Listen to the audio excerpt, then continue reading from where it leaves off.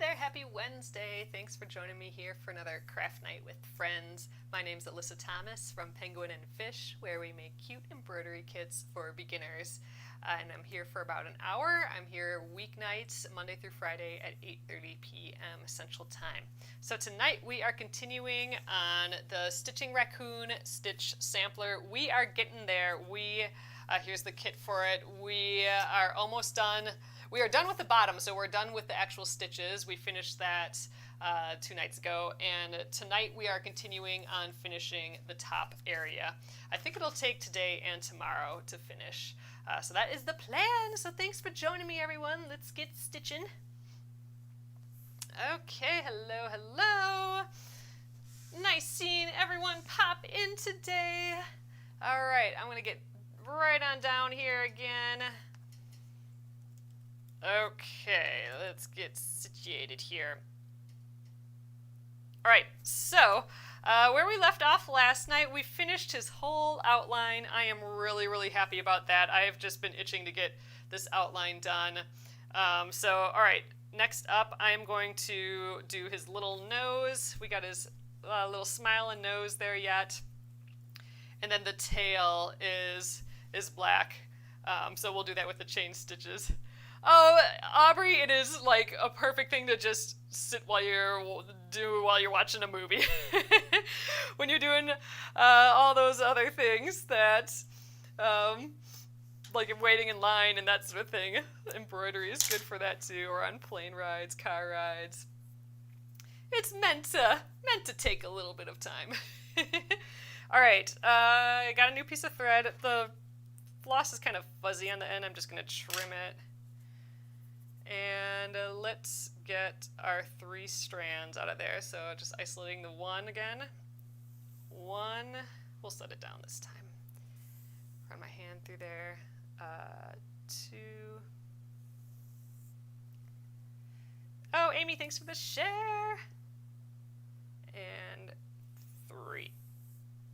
Okay, I'm using 3 strands of floss, so that just, again, the difference between the number of strands you use determines, to some extent, how thick your lines of your stitches will be. I'm using 3 for this whole entire piece. But you could mix it up in a piece. That would be really kind of fun. You could have really, really thin lines with some thick lines that give you a lot of different textures. All right, got my needle. Let's do that pinch method. Pinch, and as I unpinch, the moment I see that floss, sticking the needle over the top of that, the eye of the needle, grabbing those threads.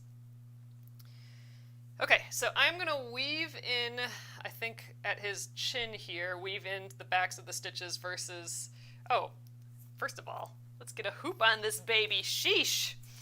Getting ahead of myself again. All right.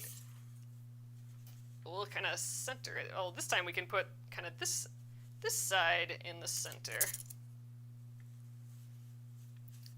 We've been working pretty exclusively on the left side, so now we get to break open the right side here.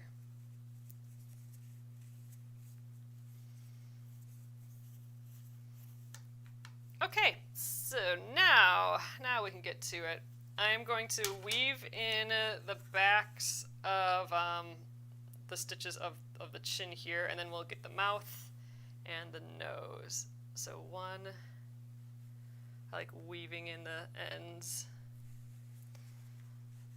versus tying those knots. Uh-oh. So I'm going to do that over.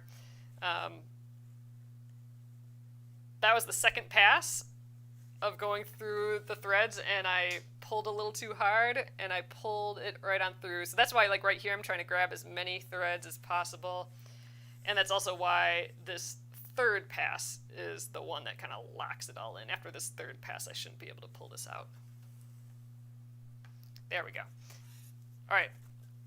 Hopping up here, let's get in the hoop a little bit better here. Okay, let's get the little bitty mouth. I think I'll do this in 3 stitches. We want to get that curve effect. So we're just going to do like a little diagonal, then a flat line for the bottom of that curve. And then another angle up for the other side of that curve there.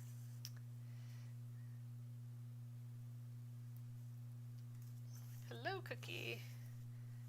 All right, there we are. And now let's satin stitch the nose. So again, I'm kind of looking at the instructions here just to know, like I know filled in shapes are satin stitch. Says that somewhere here. Oh, satin stitch filled in shapes. So the nose is a filled in shape there, so we will do the satin stitch. This is a free pattern reminder to everyone, and it's available in my profile link and or at the link at the website. I used to be afraid to smush the French knots in the hoop. Oh, not since I saw you. Yeah, I kind of feel that way too. I mean, I'm careful when I put them nearby or like in the hoop, and I don't really like doing that. But I haven't really seen anything too bad come of it.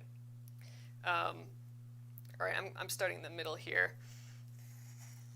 The one thing I just try and not do is try and, I don't know, pull on it too much. I don't want to accidentally like pull the knot kind of out of place a little bit. So I try to avoid it if I can. I'm probably just being lazy more than anything. All right, doing the satin stitch here. So I'm always starting on one side of the shape and going to the other side.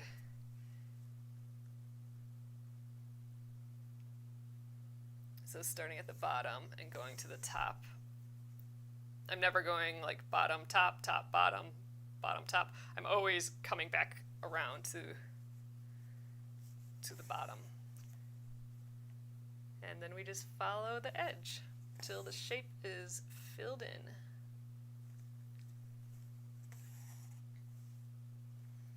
Yeah,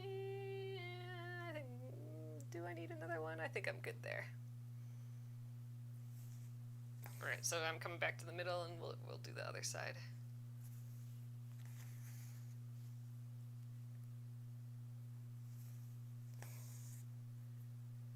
Can't believe there's 14 different stitches in here. That's a lot of stitches thrown into a little design like this.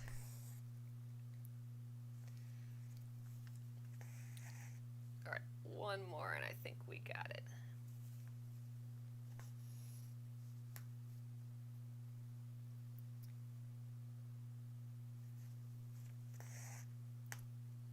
Ooh, caught a fuzzle from my garbage pile over here. All right, that's cute. I like the little nose there. So I think the next place that I want to do black is down here, but that's such a big jump, like from here to here, and it's black, so you might be able to like see it, that jump on the back. I'm gonna just weave in the end and start fresh down there. Normally I probably wouldn't have done this jump here either. From one spot to another, but I think we just did that because we were demoing that stitch. Usually I wouldn't try and have a big jump right in the middle of the face like that. Just in case you can see the line from the front.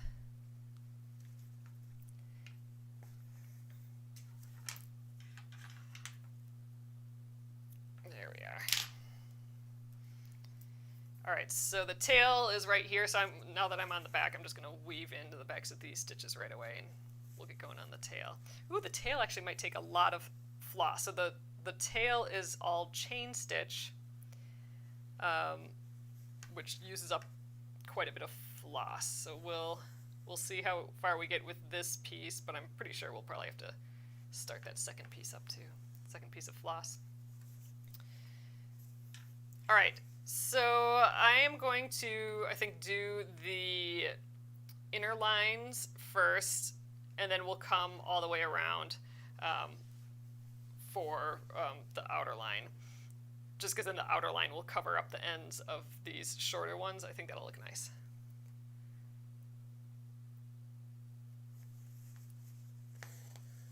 Okay, so I'm going to make that kind of loop shape in the direction that I'm going.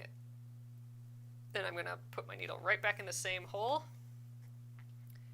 and then come up before I've gone too far, and I'm going right in the middle of that loop here. All right, that's stitch number 1. Let's do that again, going right back from the top, right back in that same hole, making that loop shape, coming up in the loop, and there's our second stitch. I only took 2 stitches for that. All right, and then I'm gonna anchor it down with a tiny, tiny stitch on the other side of that loop. There we go, and I think I'll just jump back down here and start the next one.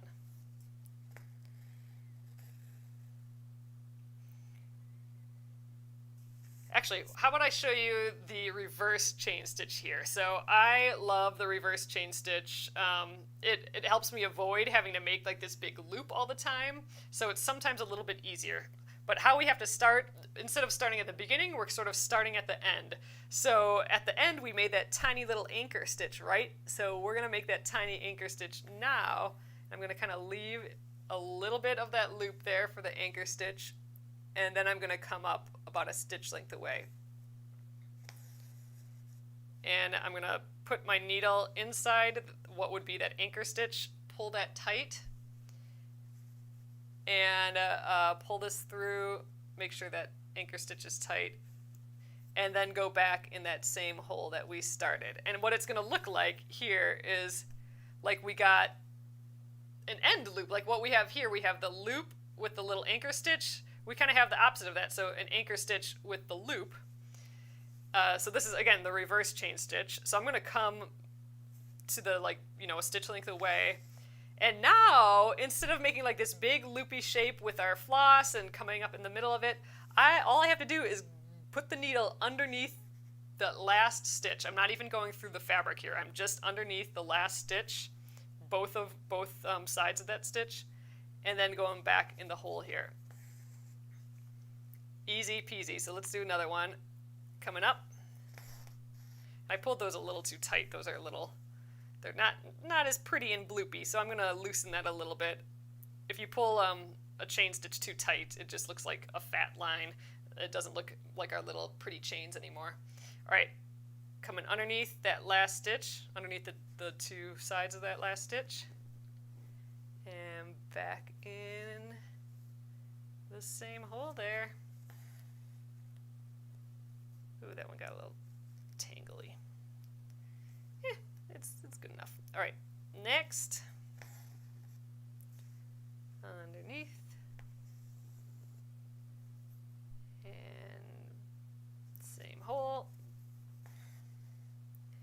and last one, loop underneath, or put the needle underneath, and that's it. We don't need an anchor stitch or anything at the end because we've already kind of done it at the beginning. We don't need to hold anything down here. So that is the reverse chain stitch. Looks just the same. It's just reverse, just backwards. Are you going to print picnic pals on fabric? Oh, that's a good question. I hadn't thought about that, Christine. That's not a bad idea. So we have that picnic pals. I'm going to do the reverse chain stitch again here. I have the picnic pals free pattern, but I don't have that as a kit like this or on pre-printed fabric. That'd be kind of fun. Maybe I'll do one of those up too. It's always nice to have those options, I think. Yeah, I just have that as a PDF. I don't have that as a kit or printed fabric or anything. But yeah, I'd totally be able to do that. What's nice about how we're doing our new kits, our new kit designs, like the new packaging, is that we can, I can take requests like that and have something up pretty quickly. Because, you know, versus having to make like order a zillion of them or whatever sort of thing, or make a zillion all at once. I can take requests like that, so that's a good idea. I will think about getting that together as a kit and fabric only. And we're working on doing more fabric only options as well. So right now, most of our kits are available as just the kit, and then we do have like the embroidery of the month. There's that option for fabric only. Like if you have all the supplies, it comes with the pattern still. So the fabric, pre-printed fabric, with this basically the instructions and how to do the stitches, and it also comes with our little guide. The fabric only. So the fabric only still comes with quite a bit of stuff, but it doesn't have the hoop or the floss, so you can use your own stuff for that. But yeah, so we have it for the embroidery of the month, but I think we're going to do more of that for other kits as well, just so that you guys have an option. If you didn't want a full kit, you could still get the fabric. So we're currently working on that, so hopefully we'll be done with that soon, but I'm going to add the picnic pals to that list. Oh, Christina says, I love that. Oh, it was nice buying the raccoon. Oh, and the package was beautiful and cheerful. Oh, thank you. That's so nice to hear. That's really nice to hear. I'm going to stick to this reverse chain stitch, I think, through all these. It's just kind of relaxing. Yeah, so we're trying to have get more options like that going.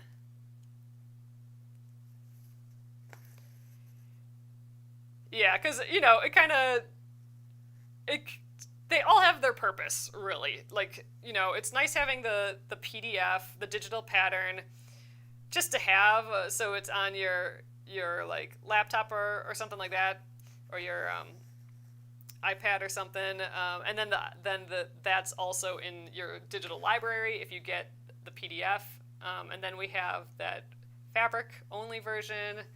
That's if you have all of the stuff already and just need the pre-printed fabric with some instructions, and then the full kit. And sometimes you just want the PDF to, you know, you can print it out whatever size you want, and, you know, you don't want an extra thing laying around sort of thing.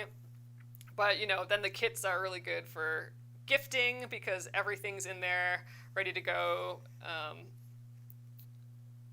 And then sometimes you might want to stitch a bunch of these, but you don't want to get a kit for every single one because then you know, get more floss each time, and you might have your own floss that you want to use, so then the fabric only is a good option. So yeah, we're trying to get those options going a little bit more. Oh, Amy says the reverse chain stitch is a savior. I'm so glad you're showing it. Yeah, I really, really, really do like it. You just get rid of all the loopiness. I was using it for one of those smiley face embroideries, and I actually kind of preferred the sewing method of doing the not reverse chain stitch. There was just having to start with that anchor stitch each time was messing me up a little bit on that. But I don't know, it's going great right now. And then we're going to have, I think, just enough black for this line. So I'll probably finish this line here. I'm just kind of getting that anchor stitch going. There we go. Finish this little, you know, roundish line that I'm doing now, and then I will get a new piece of floss and we'll do the outside of his little tail here.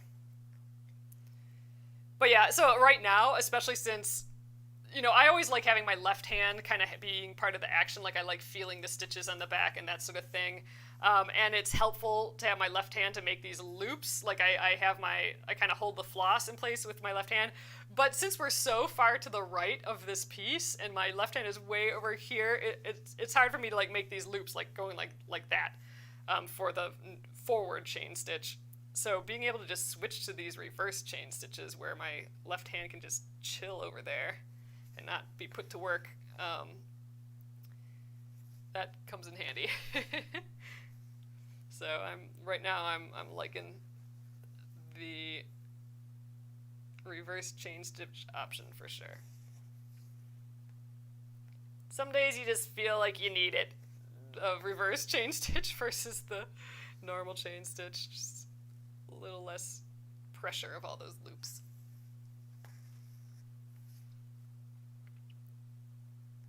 Alright, last one here. Yeah, we'll start a new piece of floss. This isn't going to get me very far. Although what it could do is give me a little French knot up there, but I think I'll wait. I think that's the last bit of black is just this little bird's eye. But I think I'll wait till, oh no, his legs are too. So I'll wait till he's stitched up first so we have some places to weave in the back for those French knots, and then we'll do that. So I'll just not get ahead of myself. How about that? Always thinking ahead. I just need to not do that and kind of veg out and just stitch a little. All right, let's snip that end.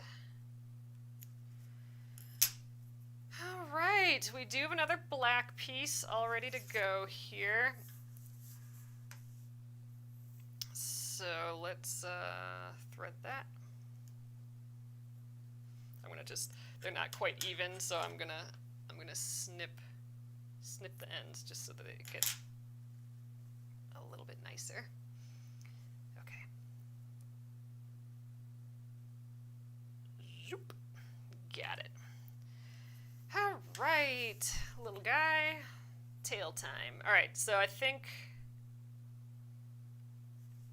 yeah, so here's like where the reverse chain stitch is a little difficult.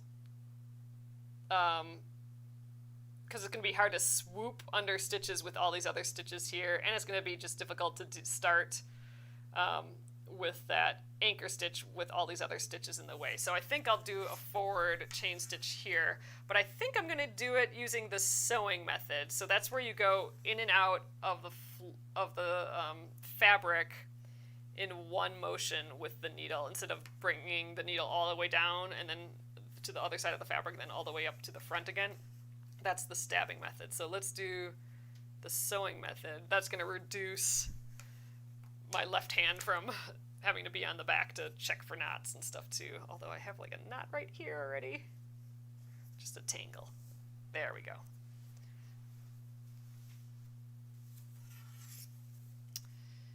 All right, down here.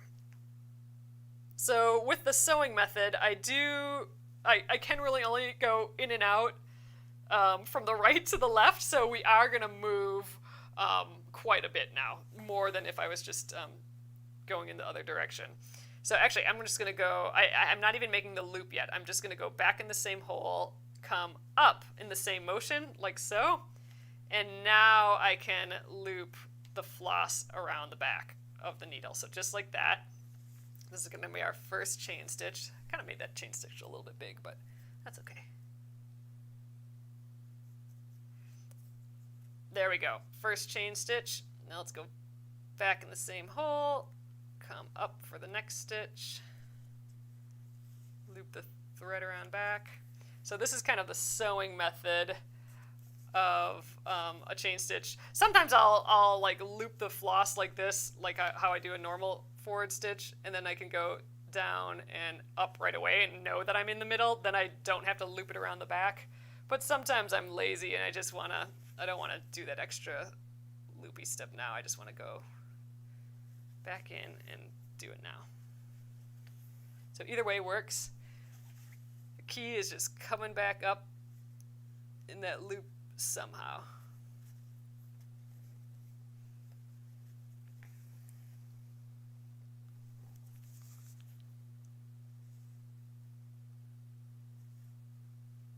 I'm definitely making these stitches bigger, but that's okay. They can be bigger. The intention was this just to look like a big, bulky tail, like a big, fluffy tail with big, fluffy lines. So I thought the chain stitch worked really nicely for that.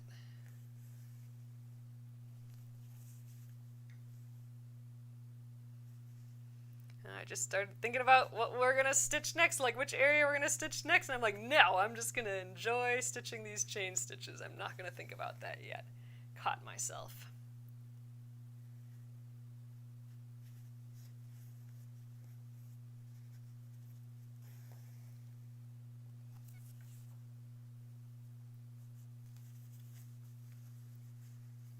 All right, now I'm over here where my left hand is over here again, and I can't like kind of easily make those loops. So I'm gonna just go in and out and then loop it around after. There we are.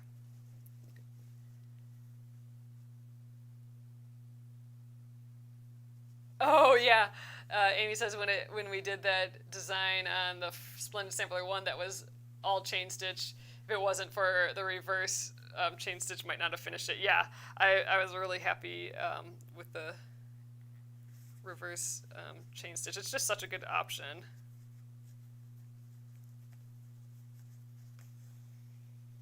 And I use it pretty often, that's for sure.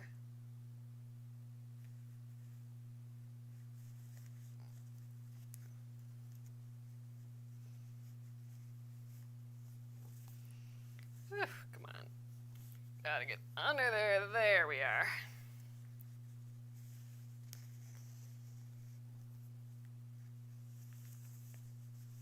Now I like getting that loop in place.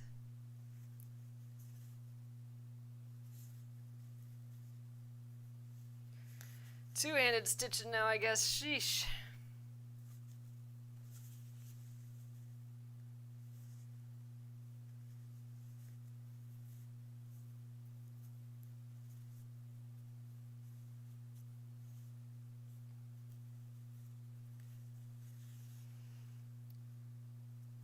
Geez, when my left hand can't reach the stitches, it doesn't know what to do with itself, so it just jumps in on the front.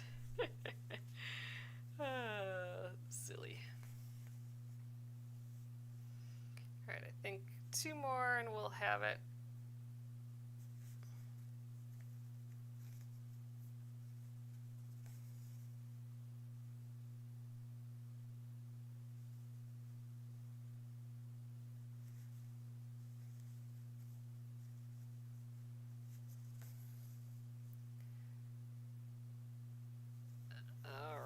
And my anchor stitch to hold it down.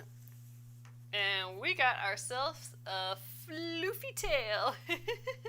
All right, I'm gonna weave in this end. This will be plenty of black left over to work on the bird eye and the bird's legs later. So we'll save this and have it nearby.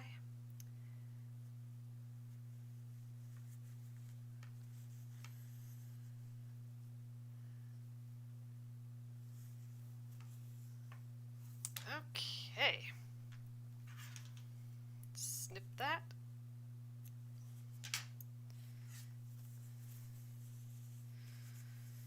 Okay, what next? Should we do the bird, or maybe let's do... Oh, we got all these mushrooms yet. Let's do these mushrooms first. We'll do, I was thinking, oh, let's do the rest of the tree stump, but we still have these two mushrooms to do. So let's do those. That'll take some satin stitching time. All right, what do I got here for floss? That one's pretty short.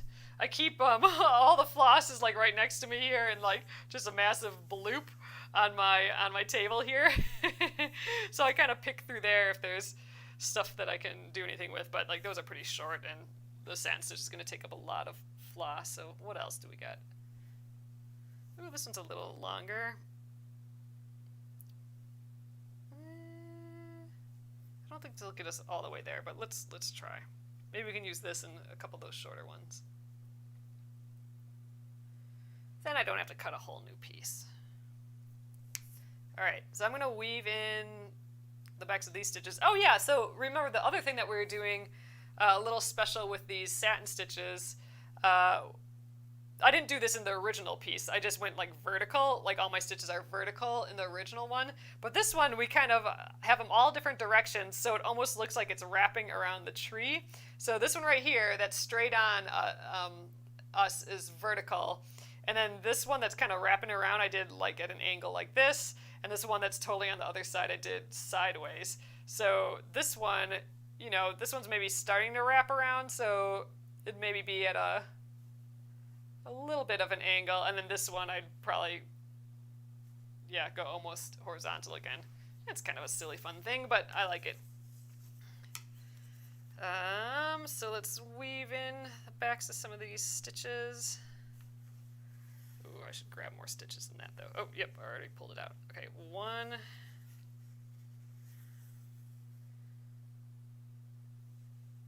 Sometimes I just forget how long the thread is and pull too much, and then I pull the whole thing out. Okay, 2. And 3. Okay, so now for this, let's do some of those. I almost said pilot holes, but that's basically the same thing. Let's do a few little angled stitches, or just parallel stitches, but get it at the angle that we want, so we can get all these all going kind of how we want. So all right, I'm going at a slight angle for this one because we're sort of kind of wrapping around that tree. I don't know if that's a good idea or not, but it's an idea and we're sticking with it. All right, so we got a little bit of an angle. Let's do another stitch kind of down here is another guide, kind of going at that same angle. These are just guidelines, basically. And let's do another one here, going at that angle. Because it didn't really go quite at a big angle. There, it's at a slight angle. All right, so I'm going to go from where I just stitched. I'm going to go from there to the end, and then I'll just basically fill in the gaps. But it's sometimes nice to have those little guideposts there. Little pilot holes.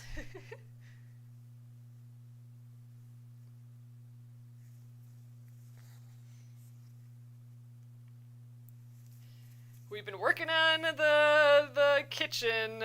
We cut a hole in the wall between the kitchen and the living room, and my husband and I are doing it ourselves. So we're pretty far. We're almost done actually, but I don't know. Maybe that's why I have pilot holes on the mind.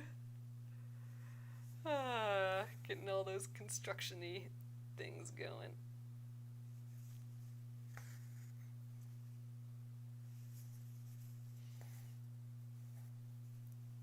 Alright, I like these little mushrooms. I think they're cute, all filled in. Oh, this is so relaxing. It is. I'm glad it's relaxing to watch. I think it is kind of like, I mean, I know I'm yammering over the top of it all, but it's like a visual ASMR, maybe.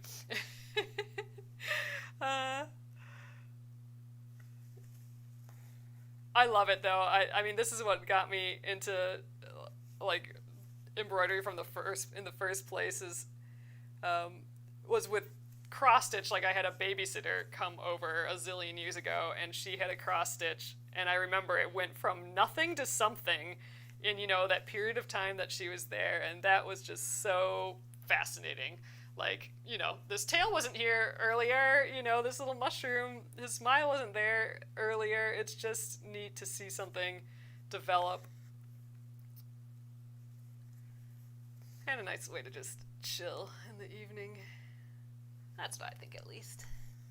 Yep, a hole in the kitchen. So we cut our kitchen's pretty closed off, and it's next to our living room. We have a little small house.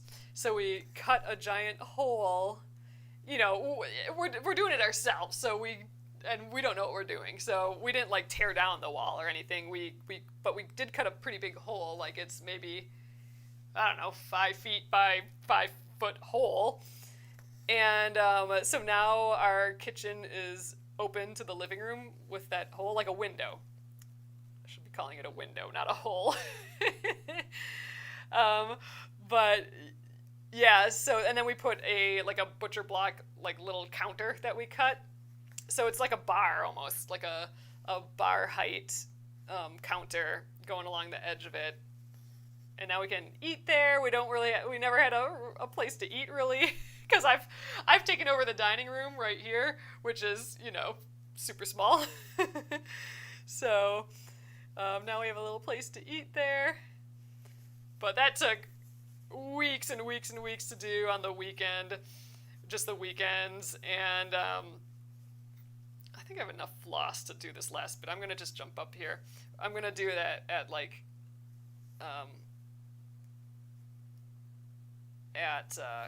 kind of like a horizontal angle. Kind of like this, yeah. But yeah, and we have no idea what we're doing. And so it took us a long time. But it took us an extra long time as well because our house was built in like the 1940s. And the wood that they used for these studs it's impossible to cut through. Like, we are just going through blades, and it is not like a normal 2x4. It's like this hard wood that we're trying to cut through, and we did some wiring stuff. It was a whole adventure, that's for sure. But we love it now. The only thing that's left to do with it is get some trim to put around the edges and then paint it. So, and we kind of just decided that we don't really even care when that gets done. The guts of it is done. We're using it as a counter. It'll get trim when we feel like going to buy trim and doing that. But yeah, that was a big project for us. It might not sound like much, but it was a big project for us. Just the hubs and me. But dang, putting that window between the kitchen and the living room immediately, even when it was still just studs and we had like drywall taken or like cut down out of there. And by the way, it's not even drywall. It was drywall plus plaster plus a whole pile of crazy. It's, not your normal drywall either. That was another adventure. But just when it just was studs, a hole with studs in there still, it immediately felt so much nicer being open to the living room, being able to hear people who are in the living room, and it was just...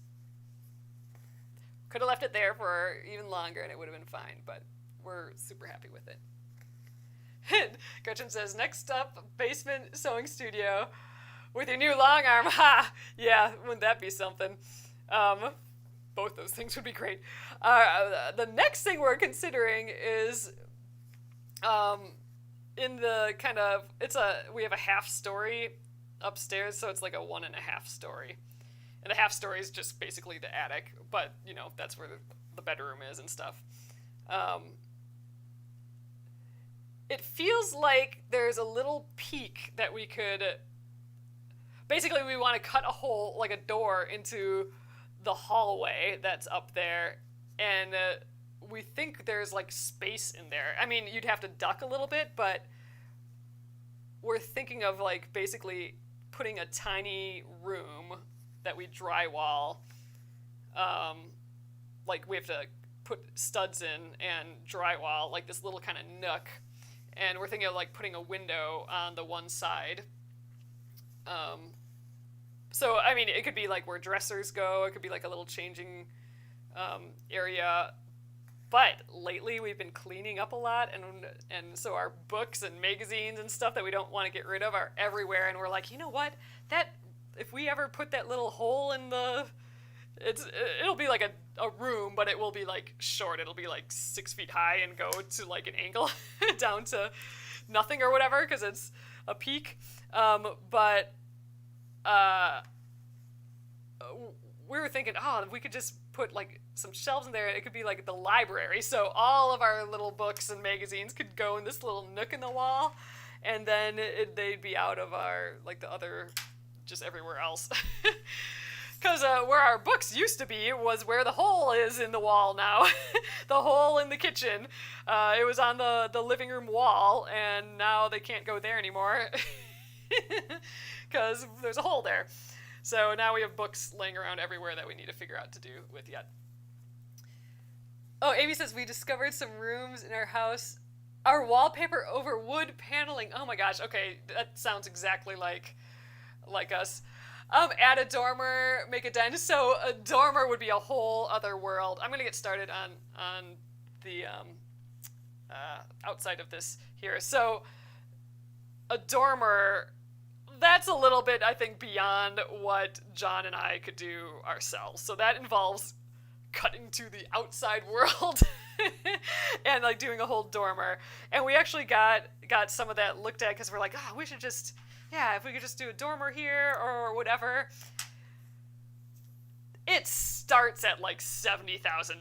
It's a little ridiculous. We were looking at, we've just been looking at a few of those things, and we're like, there's no way. It's zillions of dollars. So we're like, yep, guess we're not putting a dormer in. And then we're like, yep, I guess we're not putting a second bathroom in or anything like that. So at least not, I don't know. And we can't do all that on our own, at least not easily. Like, seriously, this hole in the wall was a huge big deal for us. So we think we can maybe do the next hole in the wall, but if it involves going to the outside, which I know we want to put a window in, but we have our sidings getting redone because it had hail damage like 2 years ago, and they're just doing the siding now. Like, I think they might even start soon, like maybe even Friday, but they're gonna put in that little window. So when they take the all the siding off, we're having them put in like a tiny window, which I gotta ask John about that. We might have to buy that ourselves yet, right before they do that.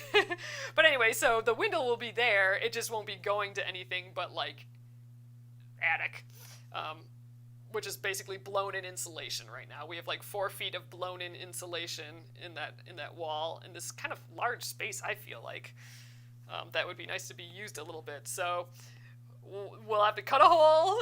That's gonna be the door, magically somehow, and then we'll have to shush away all of that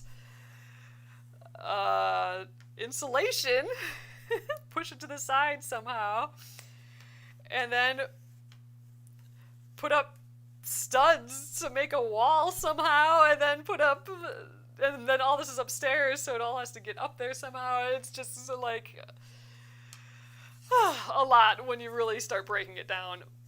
But we have some confidence with this hole in the wall. This kitchen thing, I mean, we had to do electrical work for that. There was a lot we had to do and learn for that, so we feel primed for this upstairs thing. Yep, we did have to figure out all the load-bearing wall stuff when we cut the hole in the wall, so we shouldn't have any problem with that. But yep, that we took that into consideration for sure. Load-bearing stuff. See, we're learning all that. Like, I learned all about different screws. I learned about different just hole piles. I learned everything about electricity because I guess I didn't know much before this. Now I know tons. Like just the right tool for the right job. We did have to buy a pile of tools because we kept not having the right thing. It was a big deal. And like I said, we had been doing it for months to literally cut this hole in the wall and put some trim around it, and a counter. But still, sounds easy, but when you start actually thinking about the whole process, it's a lot. Anyway, we're pretty proud of that hole in the wall.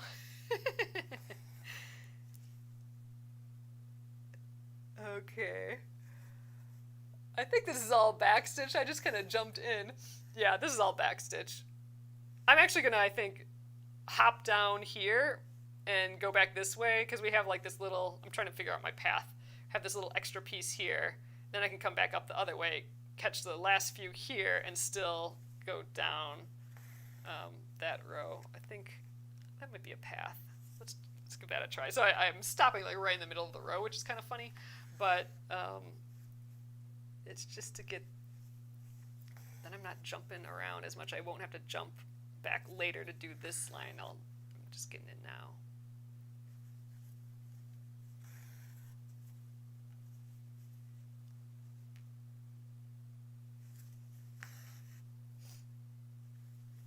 Ugh, it would be nice with that little room there, though. Even if it was just like where our dressers could live, a little changing room.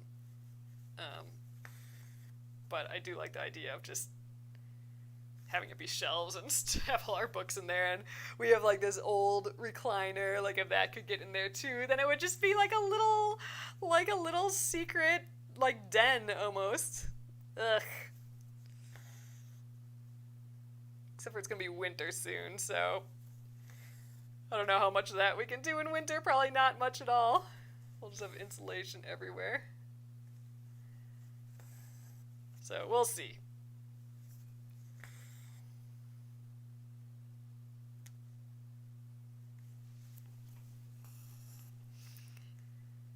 But we got all this confidence now. Yeah, a reading nook, exactly. That's what it'd be. All this confidence from doing the hole in the wall, the window. So we'll get there. It'll be interesting.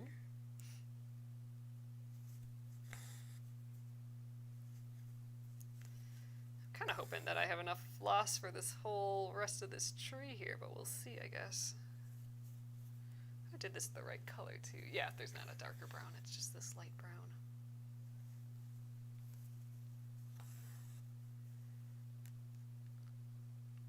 But yeah, we were talking like, oh, we should try and put a bathroom in the basement, and we're talking, we looked at like the cheapest possible thing we could do. We'd have to go into cement and all this. The cheapest quote we got was like for $20,000 for a basic nothing basement bathroom. It would need all the electrical and all the well or the like water stuff done, and we're like, oh my god, that is just not what we want. Not what we want to deal with. So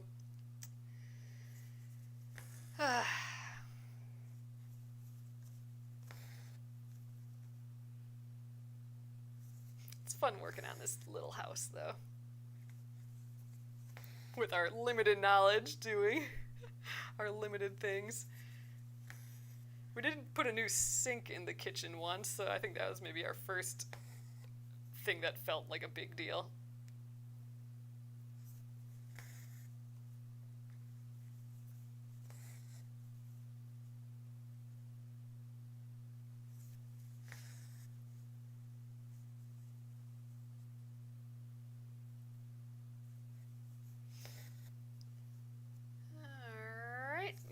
Back to the top here. There, so the top's all done.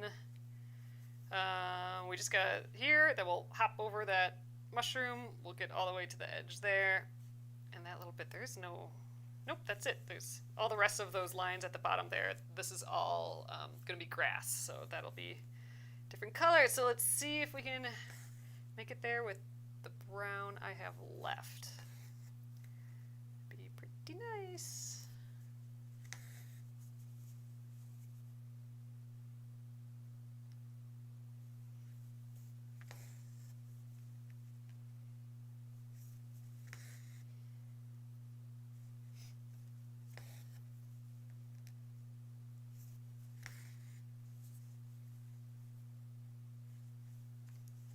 Oh, we got that little birdie to do yet. Maybe we'll do the bird tomorrow. Tomorrow's Thursday. Man, I thought we'd get a little bit further on this tonight, but I guess I don't know why I thought that, because we did all those chain stitches and everything too. Well, so tomorrow we'll get the rest of the top done for sure, but we still have all this text to do, so we'll get as far as that as we can. Dang, I was kind of hoping that this wouldn't go into Friday. We'll see.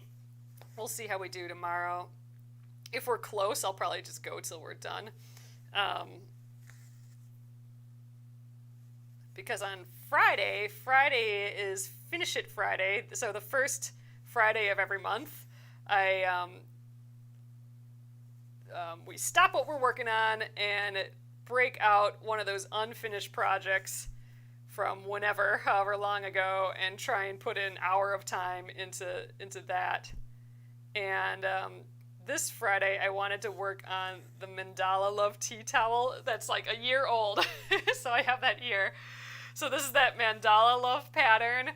We are so close, but like still actually got tons of work to do on it yet. So I don't think we'll actually finish this on Friday yet. We have these two hearts to stitch like they are here with the gray. All these French knots going all the way around, like an inner line here, all these lazy daisies, the entire outside. There's just a lot to go on this Mandala Love pattern. It says the word love, and that's why it's called Mandala Love.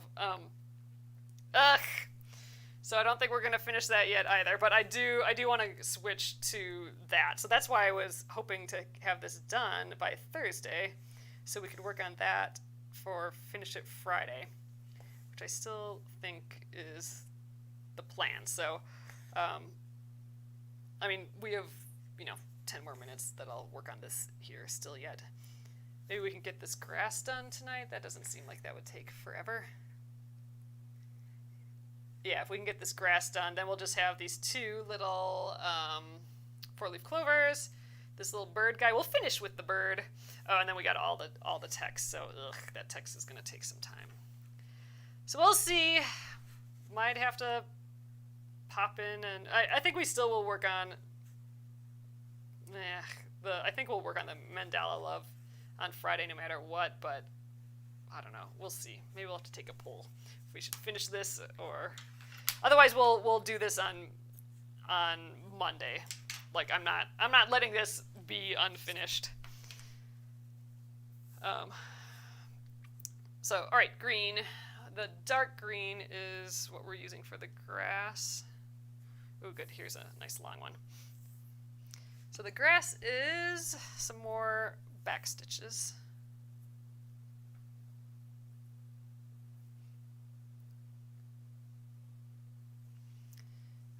Right, whole pile of them. So I'm gonna start here. Actually, maybe, yeah, I'm gonna start here and then jump down and do those ones there. So let's weave in the backs of these stitches. Kind of a lot woven in here, but that's okay.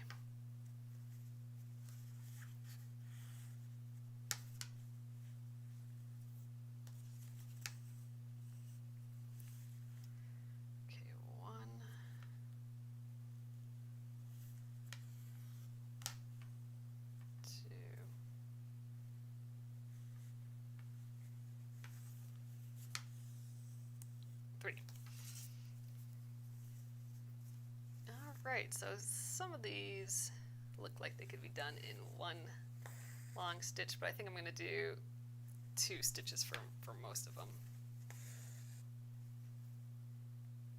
Because some of them have a little curve in, and you can't get that curve for that.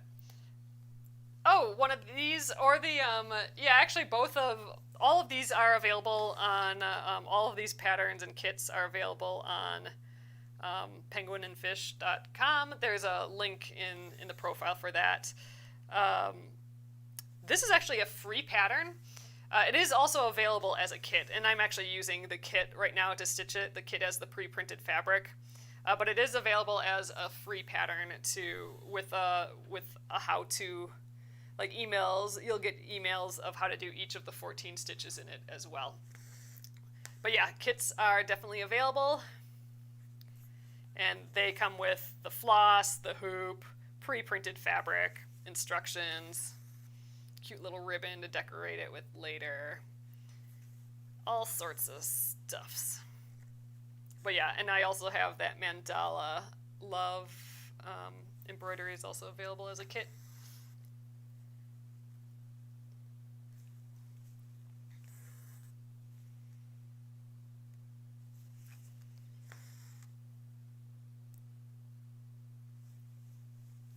We're going to start doing the sewing method here again. So I'm going to loosen up my fabric in the hoop a little bit.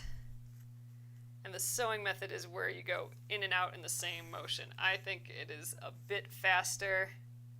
I'm just a little less accurate with it. So making it a little looser in the hoop helps me with that. There, in and out. I think I can just come up at the next piece of grass too. I'm trying to move it along. I want to get all this grass done yet tonight, and wondering if I can do that in the next 5 minutes. So I am going to be kind of jumping around, or like rotating the hoop quite a bit now, just because the sewing method where I go in and out like that, where the needle's going in and out in the same motion, that is, I can really only go like right to left. So I gotta just move the piece to where it kind of works for me. I think that's one of the reasons I don't do this more often. Well, I need more practice for one. But I don't know if I like moving around all over the place. So the Mandala Love does not include the tea towel. So in the kit, it is more like so originally when we did it, it did come with a tea towel back last year when we did that project. We've made it more into like what one of these kits are now. So it's with the pre-printed fabric like this. So it's just like these ones. So if you wanted it with the tea towel, you'd have to get the tea towels and then the PDF pattern to trace, or to use that stick and stitch with. Maybe we'll do some pre-printed tea towels at some point. That'd be kind of fun. But nope, it's like one of these. The pre-printed muslin.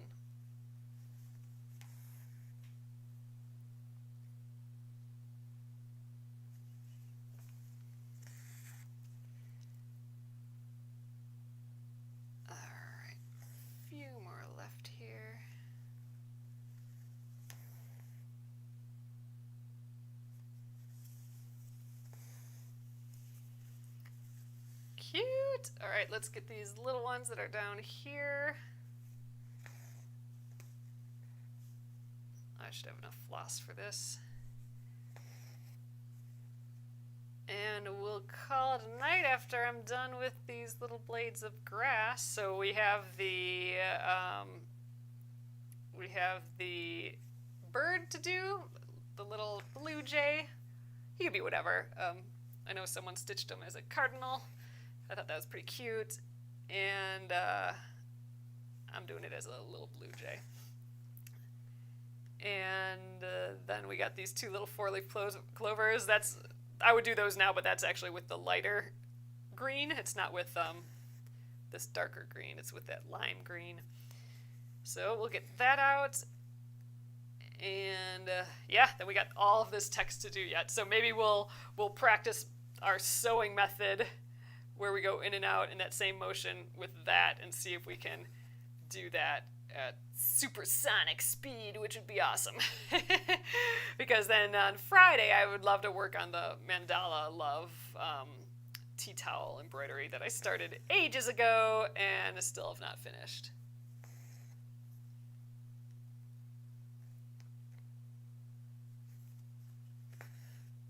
Last little blade of grass here.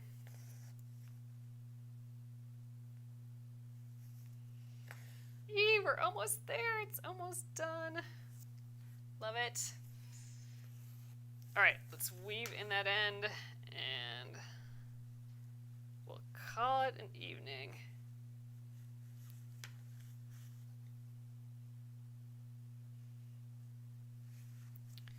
So I'm working on some designs for some smaller embroideries, and it's not going to be for an embroidery of the month, so I can stitch those live as I work on them. So one of these days coming up, I'll have to announce it, I think. I don't know when it's going to be, but I might stitch those live, and that'll be for a longer than an hour session. It might just be like a day session, just stitching all day. So that might be kind of fun coming up. But all right, that is it for the day. I think I'll take it out of the hoop. I kind of like, when I don't get super lazy, I take it out of the hoop just to let the crease kind of relax a little bit. We'll press that later, but I think just letting it be overnight or when you're not stitching it is a little helpful. So there we can see we got the little bird there, the little clovers, stitch the day away, then we are done. This bottom part is completely done already. So all right, you guys. All right, so thank you again for joining me here. We will keep working on this tomorrow, and I'm excited.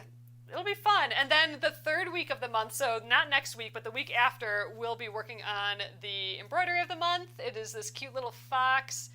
So sweet. So this is modeled after the little fox that was running around in our backyard a couple weeks ago. John has some really cute video of it. We'll be sure to post that. I know I've said that twice already, but I actually have a day that I could do that tomorrow, so we'll see. But it's so cute, that little guy running around in our yard. So that will be not next week, but the week after we'll start stitching that. So there's still time to grab a kit for that. And then we also have the fabric only version of that, and also the PDF if you just would like that. That's available as well. So awesome, you guys. It was great stitching with you again tonight. And I will see you tomorrow again at 8:30 p.m. Central. So have a great evening. Good night.